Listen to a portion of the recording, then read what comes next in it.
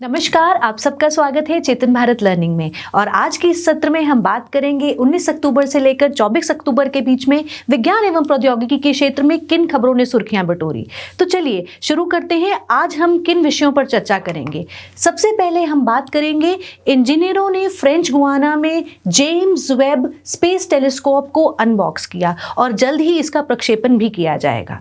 इसके बाद हम जिक्र करेंगे नीति आयोग ने भारत का भूस्थानिक ऊर्जा मानचित्र लॉन्च किया, यानी कि जियोस्पेशियल मैप लॉन्च किया, और ये किस प्रकार हमारी मदद करेगा इस बारे में बात करेंगे। अगली खबर का रुख करते हैं, जहां पर विश्वविद्यालय ग्रांट्स कमीशन ने एक खास डिग्री जिसका नाम है bachelor of Sowa Rigpa medicine and surgery, उसे स्पेसिफाइड डिग्रीज के तहत मान्यता जारी की है। अगली खबर का रुख करेंगे, जहां हम बात करेंगे चीन के हाइपरसोनिक ग्लाइड वाहन परीक्षण के बारे में। और अंत में कुछ खास तथ्य जो कि आपकी प्रारंभिक परीक्षा में आपकी मदद करेंगे, जिनमें आज जिन तथ्यों को हम पढ़ेंगे उनके नाम पढ़ लेते हैं। वह होगा एलियम निगेनियम, हेनरिटा लेक्स और DLX1 प्रोटीन के बारे में पढ़ेंगे। तो चलिए शुरू करते हैं अपनी पहली खबर से, जहां हम बात करेंगे जेम्स वेब स्पेस टेलीस्कोप की। तो इंजीनियरों ने फ्रेंच गुयाना में इसे अनबॉक्स कर दिया है और अब इसका प्रक्षेपण किया जाएगा 18 दिसंबर को। 18 दिसंबर को ये ऑर्बिट में प्रवेश करेगा। अब ये जेम्स वेब स्पेस टेलीस्कोप आखिर है क्या? तो जेम्स वेब स्पेस टेलीस्कोप है इंफ्रारेड वेधशाला, एक ऐसी परिक्रमा करने वाली इंफ्रारेड वेधशाला जो हबल टेलीस्कोप से बेहतर काम करेगी और इस्तेमाल करेगी अवरक्त तरंगदैर्घ्य की, यानी कि इंफ्रारेड वेवलेंथ में, और बहुत ही बेहतर संवेदनशीलता से परिणाम जो कि हबल टेलीस्कोप द्वारा पाए गए हैं उन्हें बेहतर ढंग से पड़ेगी। और ये जेम्स स्पेस टेलीस्कोप की अगर हम बात करें तो इसका पहले नाम रखा गया था नेक्स्ट जनरेशन स्पेस टेलीस्कोप, परंतु बाद में इसे नासा के एक फॉर्मर एडमिनिस्ट्रेशन के नाम पर, जेम्स वेब के नाम पर इसे बदल दिया गया। अब अगर हम इस जेम्स स्पेस वेब टेलीस्कोप की बात करें तो इसमें लगा हुआ है एक ऐसा बहुत बड़ा मिरर जिसका आवरण है 6.5, और इसमें लगे गए उपकरण, जैसा मैंने कहा, अवरक्त तरंगदैर्घ्य में पड़ेंगे किसी भी प्रकाश को। तो वैज्ञानिकों का मानना यह है कि ये टेलीस्कोप ब्रह्मांड के सितारों की पहली आबादी से भी 13.5 अरब साल से पहले के प्रकाश का पता लगा सकते हैं, क्योंकि इसमें ऐसे मिरर लगे हैं, ऐसे शीशे लगे हैं। सो इसकी मदद से हम हबल टेलीस्कोप से बेहतर अनावरण कर पाएंगे इन प्रकाशों का। तो अब बात करते हैं हबल टेलीस्कोप से किस तरह से अलग है ये जेम्स स्पेस वेब टेलीस्कोप। जैसा हम जानते हैं हबल टेलीस्कोप जो कि पृथ्वी के चारों ओर लगभग 570 किलोमीटर की ऊंचाई पर परिक्रमा करता है, पर आप ध्यान रखेंगे यह वेब टेलीस्कोप पृथ्वी की परिक्रमा नहीं करेगा, बल्कि ये अपने आप को स्थापित करेगा L2 लैग्रेंज पॉइंट पर। सो L2 लैग्रेंज पॉइंट पर आने के बाद वेब को सौर शील्ड प्रदान करेगा। सौर शील्ड मिलेगी किससे? सूर्य, पृथ्वी और चंद्रमा से आने वाले प्रकाश से। तो इस बिंदु पर स्थित होने के कारण सूर्य, पृथ्वी और चंद्रमा से आने वाले प्रकाश से इस टेलीस्कोप को बचाया जा सकेगा, ब्लॉक किया जा सकेगा उस प्रकाश को। और यह बहुत ही ज़रूरी है जहां हम बात करते हैं किसी भी अवरक्त टेलीस्कोप की, इंफ्रारेड टेलीस्कोप की, तो उसका ठंडा रहना बहुत ज़रूरी है। तो James space Webb telescope L2 Lagrange point पर अपने आप को स्थित करेगा और यहाँ पर यह बेहतर हमें अनावरण कर पाएगा उन सभी प्रकाश जो कि पुराने तारों से आ रहे हैं। तो ये थी पहली खबर। अब हम चलते हैं अपनी अगली खबर पर, जो है नीति आयोग ने भारत का भूस्थानिक यानी कि जियोस्पेशियल ऊर्जा मानचित्र लॉन्च किया। अब जियोस्पेशियल ऊर्जा मानचित्र है क्या? जैसा कि इसका नाम बता रहा है, यह बताएगा हमें सभी पारंपरिक बिजली संयंत्रों के बारे में, तेल और गैस के कुओं के बारे में, या अगर हम बात करें पेट्रोलियम रिफाइनरी के बारे में, कोयला क्षेत्रों के बारे में, तो उन सभी को ढूंढने के लिए या देखने के लिए विस्तृत डाटा प्रदान करेगा। और नीति आयोग ने यह बनाया है किसके सहयोग से? इसरो के मदद से। तो याद रखेंगे नीति आयोग द्वारा भारतीय अंतरिक्ष अनुसंधान संगठन यानी इसरो की मदद से इसे विकसित किया गया है। और यह एक ऐसा नक्शा प्रदान करेगा, एक ऐसा प्रयास है जिसका उद्देश्य है सभी संगठनों में बिखरे हुए ऊर्जा डेटा को एकत्रित करना और उन्हें बेहतर आकर्षक ग्राफिकल तकनीकों की मदद से उजागर करना। तो हमारा जियोस्पेशियल यानी कि भूस्थानिक ऊर्जा मानचित्र मदद करेगा हमें बहुत ही महत्वपूर्ण निर्णय लेने में, जहां पर हम बात करेंगे किसी भी निवेश निर्णय के लेने के बारे में, और हमारे जितने भी ऊर्जा संपत्तियां हैं उनका प्रबंधन जो है हम बेहतर ढंग से कर पाएंगे। खास बात यहाँ पर आप ये ध्यान रखेंगे, क्योंकि यह एक मानचित्र मैप है तो यह हमें मदद करेगा आपदा प्रबंधन में भी, क्योंकि इसमें विभिन्न प्रकार के ग्राफिकल्स का उपयोग करके मैप है। तो कोई भी आपदा के समय किस किस जगह पर कितना नुकसान हुआ है, कैसे वहाँ मदद पहुँचाई जा सकती है, यहाँ से मिले हुए डाटा से हमें आपदा प्रबंधन में भी सहायता मिलेगी। अगली खबर का रुख करते हैं, जहां हम बात करेंगे bachelor of Sowa Rigpa medicine and surgery की। यूजीसी विश्वविद्यालय ग्रांट्स कमीशन ने अब bachelor of Sowa Rigpa medicine and surgery को मान्यता दे दी है और यह बन गया है एक स्पेसिफाइड डिग्री कोर्स। और इस डिग्री की जो अवधि होगी वह होगी 5 वर्ष और इसमें दाखिला लेने के लिए कम से कम 12वीं कक्षा पास होना ज़रूरी है। अब ये सोवा रिगपा मेडिसिन एंड सर्जरी है क्या? दरअसल इसका जन्म हुआ तिब्बत में, पर आज इसे बहुत सारे देश जो है अपनाते हैं, जैसे भारत, नेपाल, भूटान, मंगोलिया और यहाँ तक कि रूस भी। और इसके जनक के रूप में आप जिनका नाम याद रखेंगे, इनके जनक हैं तिब्बत के यूथोंग यूटन गोम्पो।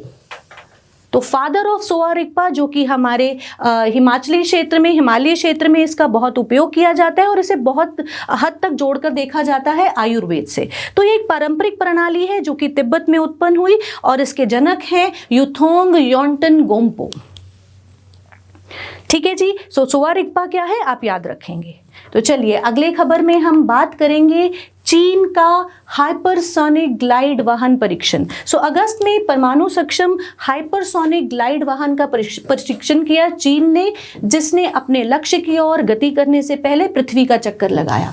हम सब जानते हैं हाइपरसोनिक गति क्या है। हाइपरसोनिक गति यानी कि ध्वनि की गति से लगभग 5 या उससे अधिक गुना तेज गति।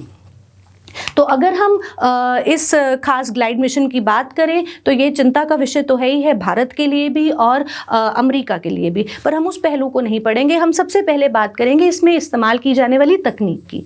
अगर तकनीक की बात करें तो स्पष्ट रूप से चीन ने किसी भी तकनीक का जिक्र नहीं किया है, पर अगर हम बात करें हाइपरसोनिक वाहन का तो मुख्य रूप से जो इसमें तकनीक इस्तेमाल होती है वह कहलाती है स्क्रैमजेट। और स्क्रैमजेट को पढ़ने से पहले हम थोड़ी नज़र डालेंगे विभिन्न तकनीकों पर। तो कोई भी जेट इंजन जो है प्रमुखता उसमें 5 तरह के उपकरण लगे हुए हैं। 5 तरह के उपकरणों से के मेल से ही एक जेट इंजन बनता है। इनमें सबसे पहले है एक इनलेट, एक कंप्रेसर, एक दहन कक्ष या जिसे हम कंबस्शन चेंबर भी कहते हैं, एक दहन कक्ष, एक टरबाइन और इसी के मध्य में लगी हुई ड्राइव शाफ्ट जो कि हमेशा रोटेट करती है, मूव करती है। अब किस प्रकार से हम दहन कक्ष में हवा पहुंचाते हैं, किस प्रकार से उसे संकुचित करते हैं या कंप्रेस करते हैं, उस आधार पर हमारे पास जेट इंजन के बहुत सारे प्रकार हैं। तो इंजन में हवा को किस प्रकार से संकुचित किया जाता है, कंप्रेस किया जाता है, इस आधार पर हमारे पास जेट इंजन के कुछ मुख्य जो प्रकार हैं वो है टर्बोजेट। सबसे पहले आता है टर्बोजेट, जो बहुत ही सिंपल है और हमारे बहुत सारे विमानों में उपयोग किया जाता है। जहां पर हम बात करते हैं ट्यूबोलॉफ की या हम और विमानों की बात करते हैं, वहां पर इस्तेमाल कॉनकॉर्ड जैसे विमानों में भी इसका इस्तेमाल किया जाता है। टर्बोजेट इंजन यह एक वायु श्वास जेट इंजन है और सबसे सिंपल है, व्यापक रूप से इसका उपयोग किया जाता है कॉनकॉर्ड, ट्यूबोलॉफ जैसे विमानों में। और इसी का बेहतर जो संस्करण है वो है टर्बोफैन इंजन। अब टर्बोफैन इंजन जैसे कि नाम बता रहा है, इसमें एक फैन होगा, एक पंखा होगा जिसकी मदद से वायु को संकुचित करके आगे भेजा जाएगा और फिर वो जाएगा लो प्रेशर कंप्रेसर के अंदर, जहां पर इसे संकुचित किया जाता है और इसी रोटेटर शाफ्ट की मदद से, जो कि टर्बो शाफ्ट लगी है इसके अंदर, ड्राइव शाफ्ट की मदद से जो कि रोटेट कर रही है, इसी हवा को आगे भेजा जाएगा जो कि थ्रस्ट प्रोवाइड करेगा। टर्बोफैन टर्बोजेट से विभिन्न इसी प्रकार से है क्योंकि यहाँ पर एक पंखा लगा है जो कि हवा को सक करेगा और फिर आगे कंप्रेसर में, कंप्रेशन चैम्बर में भेजेगा, जहाँ से ये पहुँचेगी दहन कक्ष में और फिर वहाँ पर प्रज्वलित होगा ईंधन। ठीक जी। तो टर्बोजेट, टर्बोफैन क्या है? टर्बोफैन की अगर हम बात करें तो बोइंग 747 जैसे विमानों में इसका इस्तेमाल किया जाता है और इससे बेहतर संस्करण जो है वो आता है रैमजेट। सो रैमजेट तकनीक क्या है?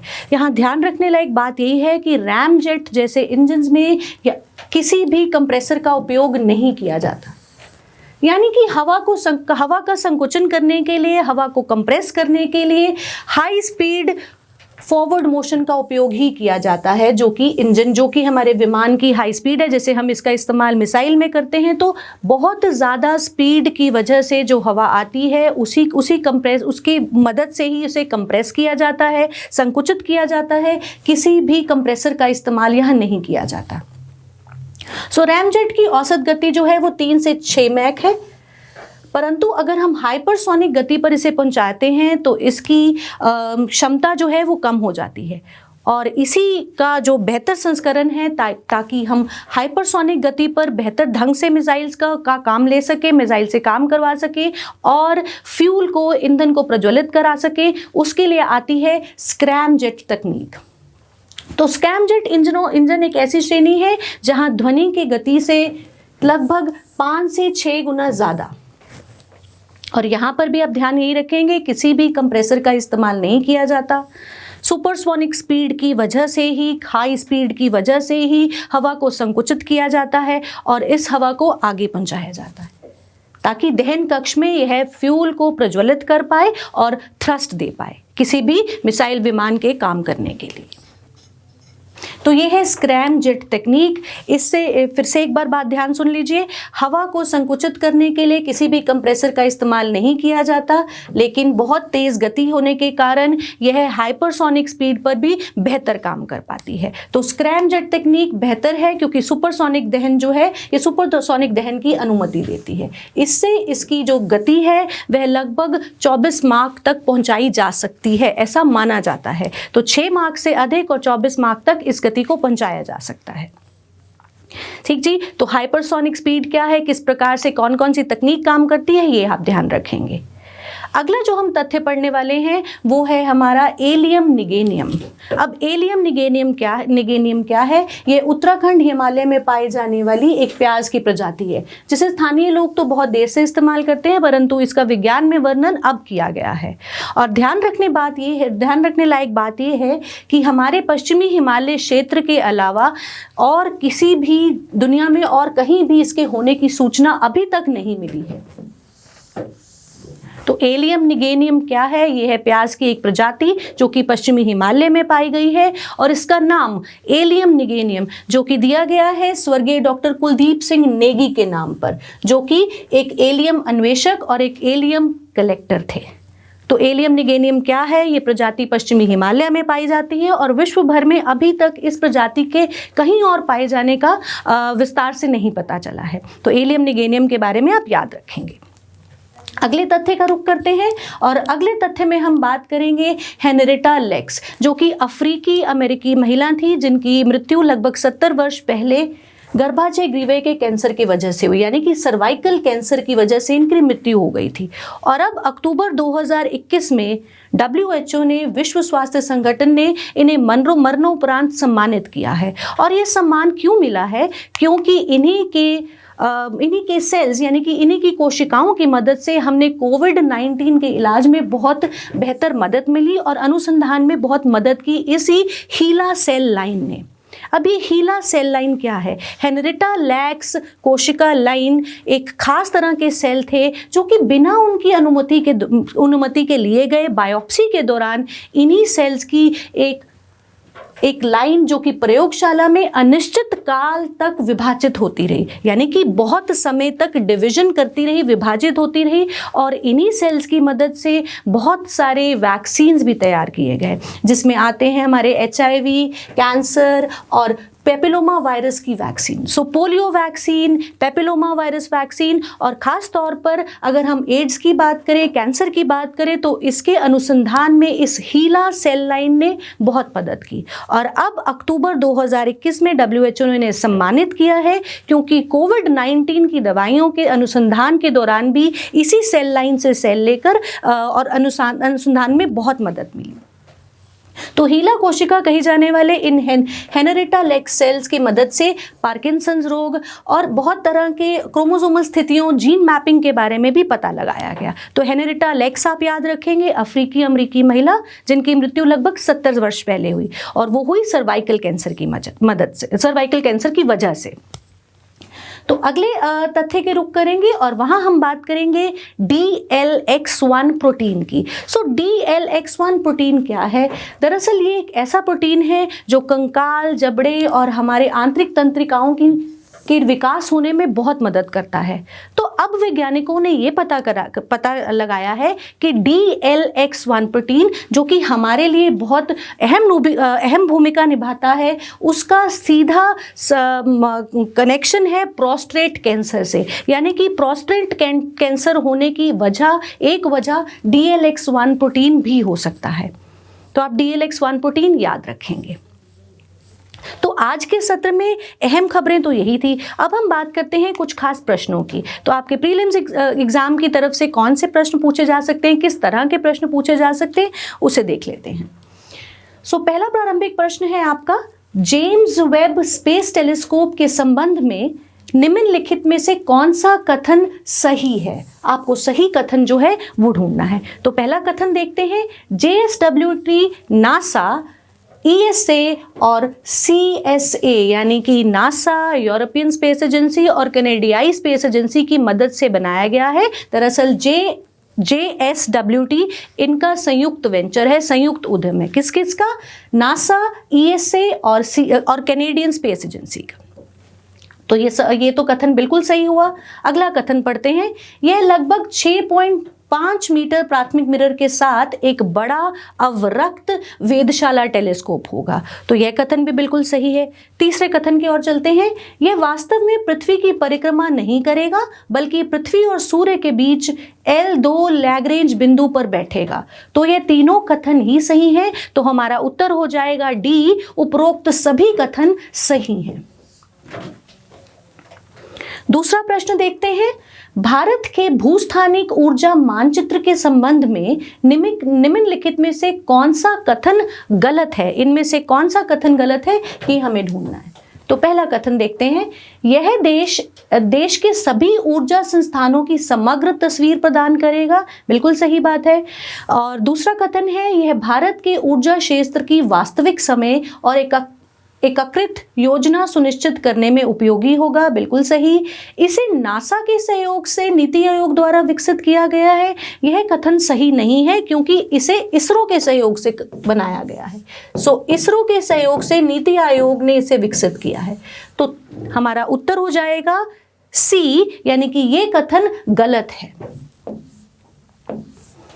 कथन चौथा भी पढ़ लेते हैं, यह उपलब्ध ऊर्जा संपत्तियों का उपयोग करके आपदा प्रबंधन यानी कि डिजास्टर मैनेजमेंट में भी सहायता करेगा। सो हमारा उत्तर है उत्तर C, क्योंकि इसे इसरो की मदद से नीति आयोग ने बनाया है।